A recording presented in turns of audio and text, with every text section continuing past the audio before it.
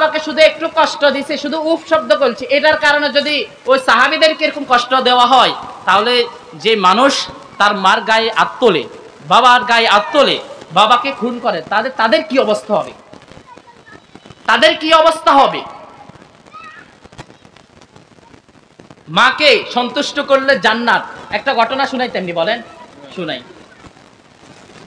আল্লাহর পয়গম্বরের আল্লাহ তাআলার একজন প্রিয় নবী মুসা আলাইহিস সালাতু ওয়াস সালাম, যিনি আল্লাহর সাথে সরাসরি কথা বলতেন, পৃথিবী থেকে তিনি পৃথিবীতে থাকতেন কিন্তু আল্লাহর সাথে কথা বলতেন, প্রতিদিন অনেকবার কথা বলতেন, সুবহানাল্লাহ। সেই মুসা নবী। মুসলমান ভাইরা আমার, মুসা আলাইহিস সালাতু ওয়াস সালাম আল্লাহকে ডাক দিয়ে বলল, গো গো আসমান জমিনের মালিক আমাদের আল্লাহ,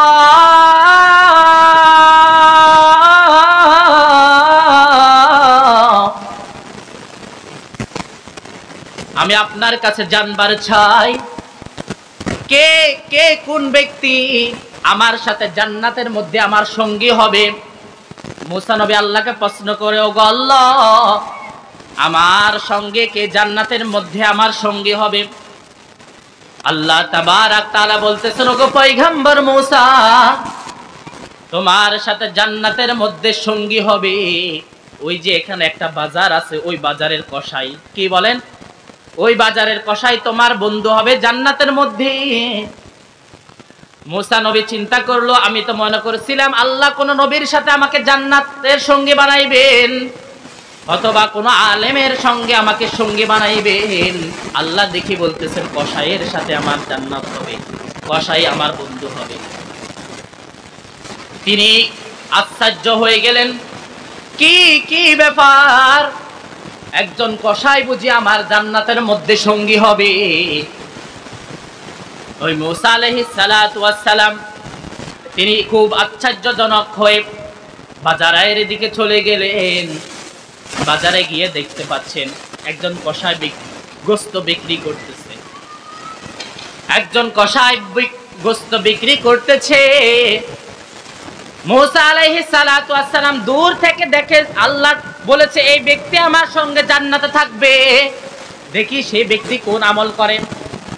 তিনি অনেকক্ষণ আলাদাভাবে দাঁড়িয়ে রইলেন, অনেকক্ষণ দাঁড়িয়ে রইলেন, ওই কসাইয়ের কোনো আমল দেখতে পেলেন না, ওই কসাইয়ের কোনো আমল দেখতে পেলেন না, বরং শুধুমাত্র তিনি গোশত বিক্রি করতেছে। এবার সন্ধ্যা যখন হয়ে গেল, এই কসাই এক পোটলার মধ্যে একটু মাংস নিলেন, মাংস নিয়ে তিনি বাড়ির দিকে যাইতেছেন। মুসা আলাইহিস সালাতু ওয়াস সালাম তার পিছে পিছে যাইতেছেন। মুসা পয়গম্বর বলতেছেন, ও ভাই কসাই ভাই, আমি তোমার বাড়ির মেহমান হতে চাই, তোমার মতামত কি, তোমার টেন্ডেন্সি কি বলো? মুসা আলাইহিস সালাতু ওয়াস সালাম বলতেছেন, তোমার বাড়ির আমি সঙ্গী হতে চাই, তোমার বাড়ি আমি খাবার খেতে চাই, তোমার মতামত কি? ওই লোকটি বলল, তাহলে চলুন, কারণ মেহমানদারি করা আল্লাহ তাবারাক তাআলার পছন্দ, চলুন আমি আপনাকে মেহমানদারি করাবো। নিয়ে গেলেন মুসা আলাইহিস সালাতু ওয়াস সালামকে ওই কসাই বাড়ির দিকে নিয়ে গেলেন। বাড়িতে নিয়ে গেলেন। মুসা নবীর মনের মধ্যে চিন্তা, এই ব্যক্তির কোন আমল আছে যে আমলের কারণে আল্লাহ তাবারাক তাআলা তাকে জান্নাতের মধ্যে আমার সঙ্গী করবেন। তখন মুসা আলাইহিস সালাতু ওয়াস সালাম তার বাড়ির মধ্যে চলে গেলেন। এবার ওই কসাই ঘরের মধ্যে গিয়ে তিনি তার একজন বৃদ্ধ মা আছে, ওই মাকে ঘুম থেকে জাগালেন, গোশত পাক করালেন স্ত্রীর হাতে। ওই মাকে ঘুম থেকে জাগিয়ে প্রথমে সর্বাবস্থায় রুটি দিয়ে গোশত দিয়ে তাকে খাওয়াইছেন। মুসা নবী এগুলো দেখতেছেন, মুসা পয়গম্বর এগুলো দেখতে পাচ্ছেন। এবার ওই কসাই মাকে সুন্দরভাবে খাবিয়ে আবার শিশু বাচ্চাদের মতো যত্ন করে আবার বিছানার মধ্যে শুয়ে দিলেন, আর ছেলে মেয়েদেরকে ফড়ে গোশতগুলো খেতে দিলেন। মুসা পয়গম্বর বলেন, ও কসাই ভাই, ইনি তোমার কি বৃদ্ধ মহিলা, ইনি তোমার কে হয়? ওই কসাই বলতেছেন, ওগো মেহমান, তিনি তো চিনতে পারেন না এই যে মুসা পয়গম্বর।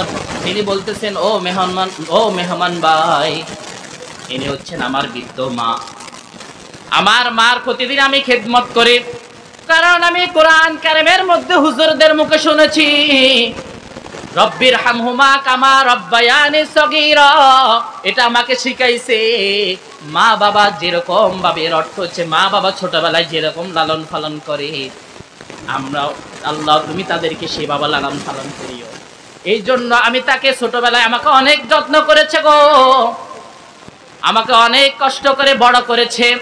আজকে আমার মা বৃদ্ধ হয়ে গেল, উঠতে পারে না, আমি আমার মাকে তেমন ভাবে সেবা করতেছি। সুবহানাল্লাহ বলেন।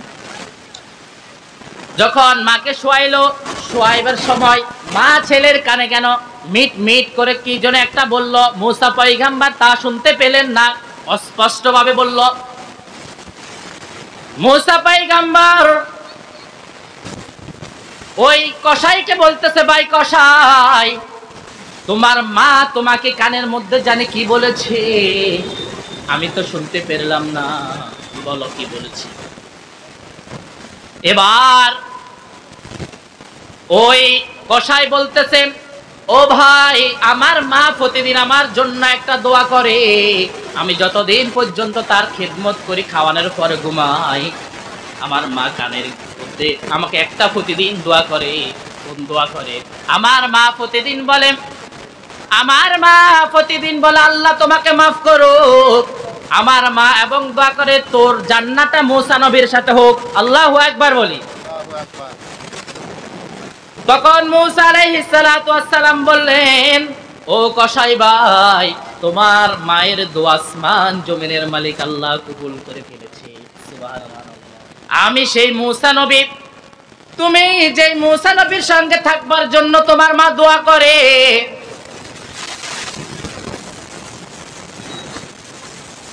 তোমার মা যেই দোয়া করে সেই দোয়া কবুল। আমাকে আল্লাহ তাবারাক তাআলা বলেছে তোমার সাথে আমার জান্নাত হবে, এই জন্য আমি তোমার বাড়িতে এসেছি। তুমি কি আমল করে এটা দেখতে এসেছি। এসে দেখতেছি তুমি কোনো আমল করো না, তুমি শুধুমাত্র তোমার মায়ের খেদমত করো। এই জন্য আল্লাহ তাবারাক তাআলা তোমাকে আমার সাথে জান্নাতে একসাথে সঙ্গী বানিয়ে দিবেন। সুবহানাল্লাহ, সুবহানাল্লাহ বলি। প্রিয় সম্মানিত উপস্থিতি, এই জন্য কখনো মা বাবাকে কষ্ট দেওয়া যাবে না। মা বাবাকে যতটুকু পারেন সুন্দর ব্যবহার করে, তাকে মা বাবাকে খুশি করতে কিন্তু বড় কিছু প্রয়োজন হয় না। একটু সুন্দর আচরণ করে মার জন্য আপনি 10 টাকার পান নিয়ে যাবেন, প্রতিদিন একটু ফোন করবেন, মা বাবা এমনিই খুশি হবে। আপনার কাছে বড় কিছু চাই না। আল্লাহ তাআলা আমাদেরকে বুঝার মতো, আমল করার মতো সেই তৌফিক দান করে। প্রত্যেকে বলে আমিন, প্রত্যেকে বলে আমিন। আর আমি সময় শেষ হয়ে গেল।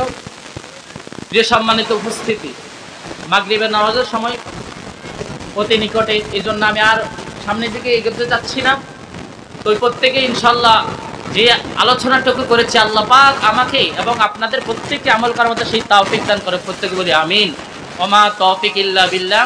আসসালামু আলাইকুম ওয়া রাহমাতুল্লাহি ওয়া বারাকাতুহু।